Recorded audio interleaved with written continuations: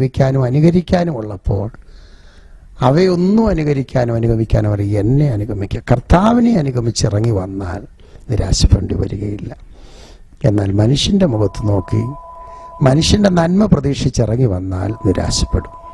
അപ്പോഴങ്ങനെയാണെങ്കിൽ ഒരു ചോദ്യം, പ്രസക്തമായൊരു ചോദ്യം ചോദിക്കാൻ താല്പര്യമുണ്ട്. നമ്മുടെ പിതാക്കന്മാര് അവർക്ക് ഇങ്ങനെയൊന്ന് തലകുനിച്ചൊന്ന് പറയേണ്ട ഗതികേട് ഉണ്ടായിട്ടുണ്ടെന്ന് എനിക്ക് തോന്നുന്നില്ല. ഉദാഹരണമായി അപ്പോസ്തലന്മാരെ നോക്കിക്കഴിഞ്ഞാൽ സുന്ദരമെന്ന ദേവാലയ ഗോപുരത്തിൽ കടന്നു ചെന്ന പത്രോസും യോഹന്നാനും അവിടെ ഇരുന്ന് മുടന്തിനോട് പറഞ്ഞു, ഞങ്ങളെ നോക്ക്.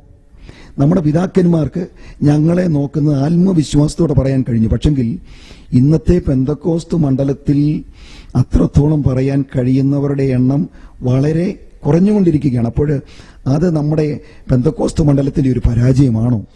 നിശ്ചയമായിട്ടും അതൊരു പരാജയമാണ്.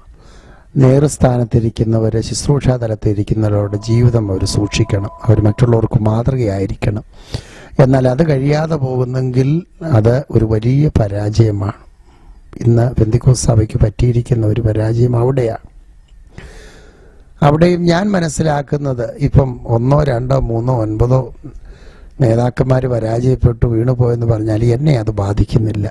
കാര്യം ഞാൻ കർത്താവിൻ്റെ വിളി കേട്ടിറങ്ങി കർത്താവിനെ നോക്കി ജീവിക്കുന്ന ഒരുവനായതുകൊണ്ട് ബാധിക്കുന്നില്ല. ഇനി പെന്തിക്കോസ്ത് മണ്ഡലം മുഴുവനും തകർന്നു പോയെന്ന് പറഞ്ഞാലും എന്നെ അത് ബാധിക്കുകയില്ല. ഞാൻ കർത്താവിൻ്റെ വിളി കേട്ടിറങ്ങി വന്നതുകൊണ്ട് എനിക്ക് കൂട്ടായ്മ ആവശ്യമാണ്, ദൈവമക്കളെ ആവശ്യമാണ്, അവരുമായിട്ട് ബന്ധവും ആവശ്യമാണ്. പക്ഷേ ചിലരുടെ ജീവിതം ഈ നിലയിലായിപ്പോയത് കൊണ്ട് എൻ്റെ വിശ്വാസത്തെ അത് ഒരിക്കലും ബാധിക്കുന്നില്ല. ഞാൻ പഠിച്ചു വന്ന സാഹചര്യമൊക്കെ അങ്ങനെ. ഞാൻ പഠിച്ച സെമിനാരികൾ എന്നൊക്കെ പറയുന്നത് പല നിലകളിലുള്ള ദൈവശാസ്ത്രം പഠിപ്പിച്ചിരുന്ന സെമിനാരികൾ. അവിടെ പഠിച്ച് ഞാൻ പുറത്തു വന്നപ്പോഴും എൻ്റെ പെന്തിക്കോസ്റ്റൽ കൺവിക്ഷന് ഒരു ചലനവും ഉണ്ടായില്ല, ഉണ്ടാകാൻ ഞാൻ അനുവദിച്ചില്ല. ഞാൻ അപ്പോഴും ഒരു പെന്തിക്കോസ്തുകാരൻ, ഇപ്പോഴും ഒരു പെന്തിക്കോസ്തുകാരൻ. പലപ്പോഴും നേതൃസ്ഥാനത്തിരിക്കുന്നവരുടെ തകർച്ച പിശാച് വളരെ അതിൻ്റെ പേരിൽ മുതലെടുക്കാറുണ്ട്. അതിൻ്റെ ഫലമായിട്ട് ബലഹീനരായ വിശ്വാസികൾ മുറിവേൽക്കപ്പെടാനും ക്ഷീണിക്കാനും സമൂഹത്തിൽ തല ഉയർത്തി നിൽക്കാൻ തക്കൊണ്ട് കഴിയാതിരുന്നിട്ടുണ്ട്.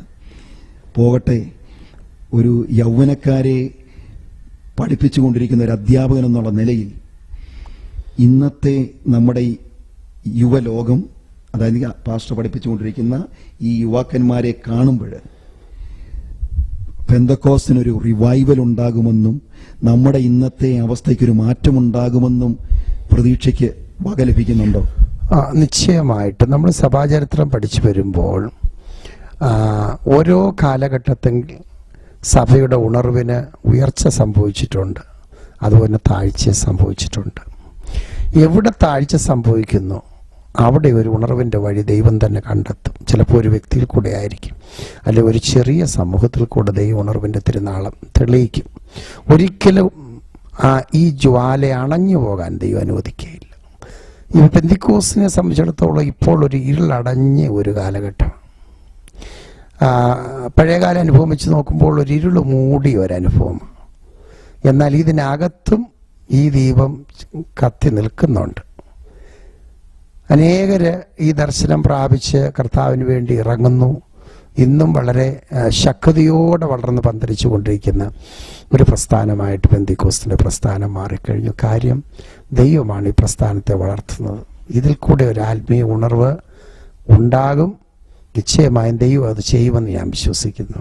ഇന്ന് പല അനാത്മീകമായ പ്രവണതകളും നമ്മുടെ സഭയ്ക്കുള്ളിൽ നുഴഞ്ഞു കയറിയിട്ടുണ്ട്.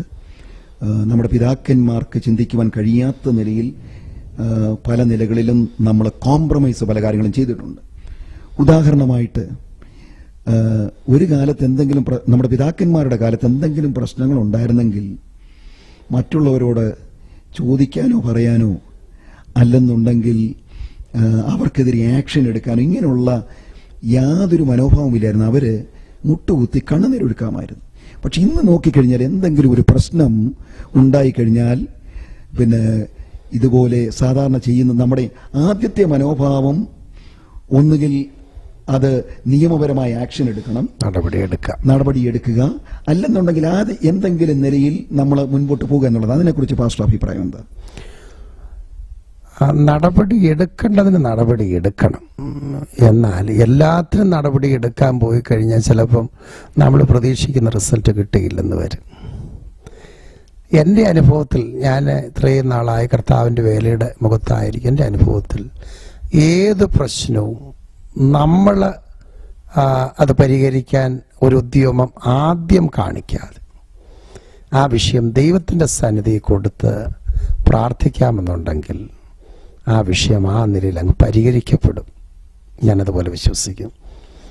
ഉദാഹരണം, യെരൂശലേം ദേവാലയത്തിൻ്റെ മതിൽ തകർന്ന് പിടിഞ്ഞും കിടക്കുന്നു. ആ വിവരം നെഹമ്യാവിൻ്റെ പക്കലെത്തിയപ്പോൾ അവൻ ആദ്യം ചെയ്തത് പണിയാൻ ആളുകളെ കൂട്ടുകയല്ലായിരുന്നു, ഉപവസിച്ചു, പ്രാർത്ഥിച്ചു, വളരെ കരഞ്ഞു. അപ്പം അതിൻ്റെ മുഖത്ത് പുള്ളിക്കൊരു വലിയ പ്രചോദനം ലഭിച്ചു. ഇനി ആരെതിർത്താലും ഞാനിത് പണി, സൻബല്ലത്താട്ടെ, തോബിയാവാട്ടെ, ആരെതിർക്കട്ടെ, ഞാൻ പണി, ദൈവം കാര്യം സാധിപ്പിക്കും. ആ ഒരു ഉത്ബലം ലഭിച്ചു. എന്നാൽ മറിച്ച് ഈ പ്രാർത്ഥനയില്ല, ഉപവാസവുമില്ല, കണ്ണുനീരുമില്ല, ബുദ്ധിയിൽ നിന്നുകൊണ്ട് ശരി ഞാനത് പരിഹരിക്കും, ഞാനത് ചെയ്യും, എനിക്കതിന് പ്രാപ്തിയുണ്ടെന്ന് പറഞ്ഞ് ചെന്നിടപെടുന്നിടത്തൊക്കെ പരാജയം സംഭവിച്ചിട്ടുണ്ട്. ഇനിയും നമ്മുടെ പിതാക്കന്മാരുടെ കാലത്ത് നമ്മുടെ വളരെ എളിയമായൊരവസ്ഥയായിരുന്നു. അന്ന് എല്ലാവരും ഒറ്റപ്പെട്ട അവസ്ഥയാണ്. പക്ഷേ ഇന്ന് നമുക്ക് പല സ്ഥാനങ്ങളിലും പേരെടുക്കാനും പെരുമ സമ്പാദിക്കാനുള്ള ഒരു ശ്രമം നടക്കുന്നത് പോലെ തോന്നുന്നുണ്ട്. ഉദാഹരണമായിട്ട് നമ്മൾ കുറച്ചൊക്കെ വളർന്നു കഴിഞ്ഞപ്പോൾ ഈ നേതൃത്വത്തിൽ ചില സ്ഥാനങ്ങളിലെങ്കിലും ഈ രാഷ്ട്രീയ രംഗവുമായിട്ടൊന്ന് ബന്ധപ്പെടാനും അവരുമായിട്ട് ഒരു ബന്ധം സ്ഥാപിക്കുവാനുള്ള ഒരു ശ്രമം നടന്നിട്ടുണ്ട്.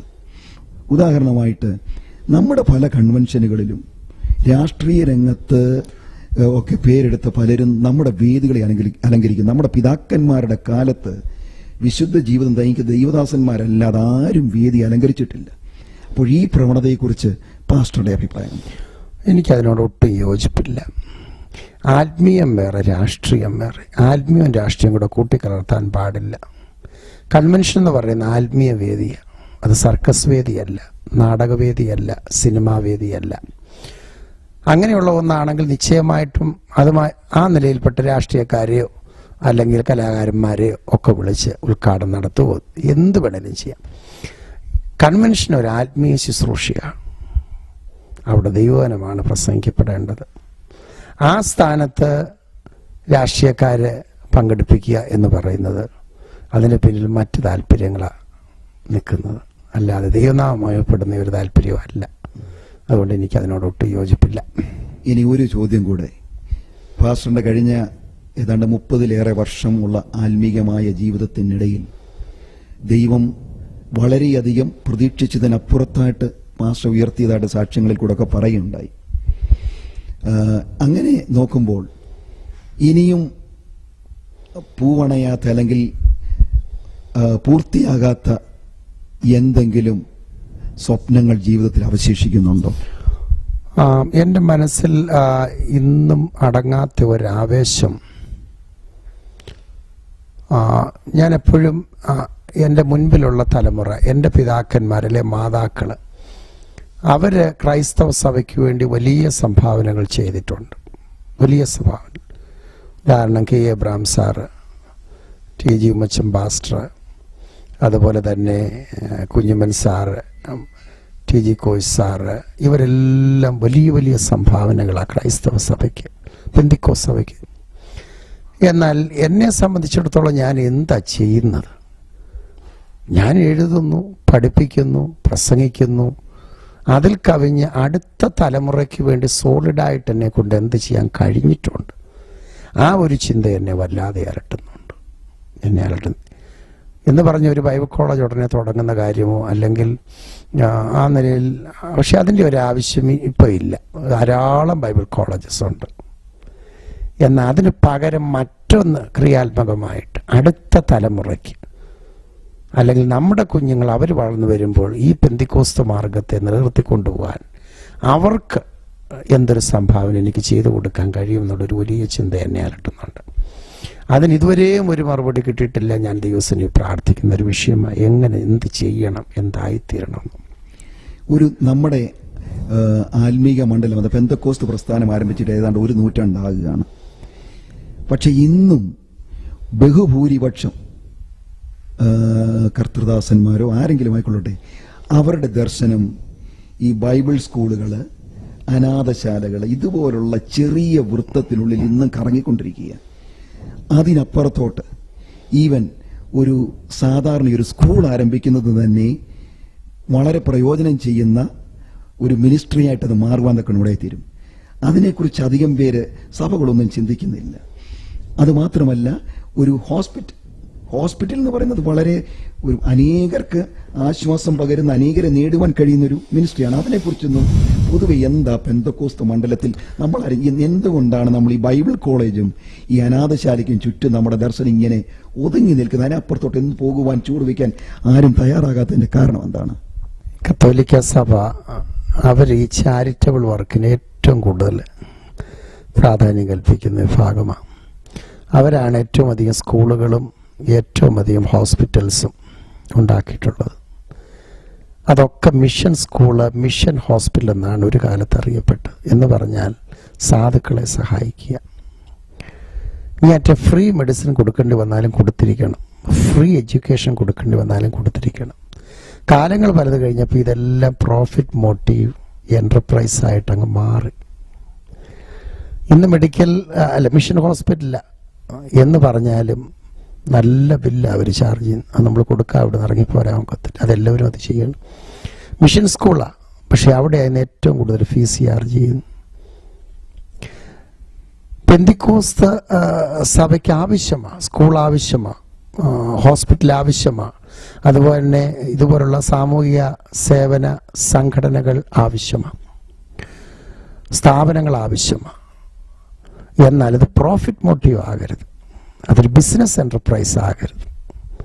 നമ്മുടെ ഇടയിൽ തന്നെ ഇപ്പോൾ 1-2 സ്കൂളുകൾ തുടങ്ങിക്കഴിഞ്ഞു. അതെല്ലാം ബിസിനസ് എന്റർപ്രൈസ്. അവിടെയെല്ലാം പ്രതീക്ഷ ഇത്ര ലാഭം ഇതിൽ നിന്നുണ്ടാകണം, ചെലവ് കഴിഞ്ഞ് ഇത്ര ലാഭം ഉണ്ടാകണം, ഇത്ര നേട്ടം ഉണ്ടാകണം.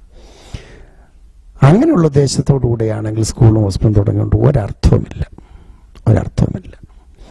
എന്നാൽ സാധുക്കളെ സഹായിപ്പാനും അവരെ സംരക്ഷിപ്പാനുമുള്ള ഒരു സ്ഥാപനം എനിക്ക് തുടങ്ങണം, അവരെ സമൂഹത്തിന് മുഖ്യധാരയിലേക്ക് കൈപിടിച്ചു ഉയർത്താൻ എന്നെ കൊണ്ട് കഴിയണം. ഈ ചിന്തയോടുകൂടി സ്ഥാപനങ്ങൾ തുടങ്ങുന്നുവെങ്കിൽ നല്ലൊരു കാര്യമാണ്. എനിവേ, പാസ്റ്ററുമായിട്ട് സംസാരിക്കുവാൻ സാധിച്ചത് വളരെ ഒരു അനുഗ്രഹിക്കപ്പെട്ട അവസരമായിട്ട് കരുതുന്നു. ഈ വിലപ്പെട്ടതായ തിരക്കിനിടയിൽ വിലപ്പെട്ട സമയം ഈ നിലയിൽ ഒരു ഇന്റർവ്യൂവിന് മാറ്റിവെക്കുവാൻ തക്കവണ്ണം കാണിച്ച സന്മനസ്സിന് നന്ദി. അതുപോലെ വരും തലമുറയ്ക്ക് വേണ്ടി ചിലത് ചെയ്യുവാൻ തക്കൊണ്ടുള്ള വലിയ ആഗ്രഹം കർത്താവ് തന്നതോർത്ത് ദൈവത്തെ സ്തുതിക്കുകയാണ്. അതിനുവേണ്ടി ചില പുതിയ സ്റ്റെപ്പുകൾ വയ്ക്കുവാൻ കർത്താവ് ആവശ്യമായ ഗൈഡൻസ് നൽകട്ടെ എന്ന് പ്രാർത്ഥിക്കുന്നു.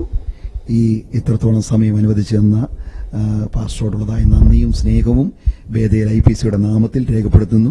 കർത്താവ് നമ്മളെ സഹായിക്കട്ടെ. Thank you Shamal pastor. ഇങ്ങനെ ഒരു അവസരം എനിക്ക് ഒരുക്കി തന്നതുകൊണ്ടും എൻ്റെ ഉള്ളിലും മറഞ്ഞു കിടന്ന പല കാര്യങ്ങൾ ഈ ഒരു ചർച്ച മുഖാന്തരം പുറത്തു വരുവാൻ ഇടയാക്കിയതുകൊണ്ടും പ്രത്യേകാലുള്ള നന്ദി അറിയിക്കുന്നു.